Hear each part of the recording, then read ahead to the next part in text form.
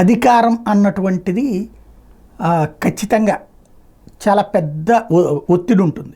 Especially senior junior ఒత్తిడి అన్నటువంటిది ఉంటుంది. చంద్రబాబు గారికి ఇప్పుడు ఆ సీనియర్లని పక్కన పెట్టి జూనియర్లకు ఎక్కువ ఇచ్చినప్పుడు వాళ్ళని సంతృప్తిపరచాలి. ఆ ప్రయత్నమే చేస్తున్నారు. తాజాగా మంత్రివర్గంలో చోటు కల్పించలేని సీనియర్ నాయకుల సేవల్ని వేరే రూపంలో వినియోగించుకుంటామని ముఖ్యమంత్రి చంద్రబాబు పేర్కొన్నారు. శుక్రవారం సీనియర్ నాయకులు కొందరు చంద్రబాబును సచివాలయంలో కలిశారు.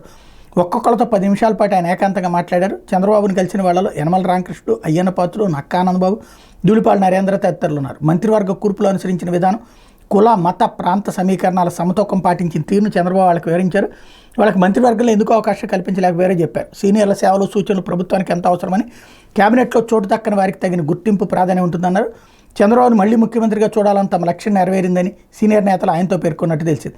మంత్రివర్గానికి సంబంధించి మీరు అనుసరించిన విధానాన్ని తాము అర్థం చేసుకోగలమన్నారు. అధినేతగా మీరు ఏ బాధ్యత అప్పగించినా నిర్వర్తించేందుకు సిద్ధంగా ఉన్నామని స్పష్టం చేశారు.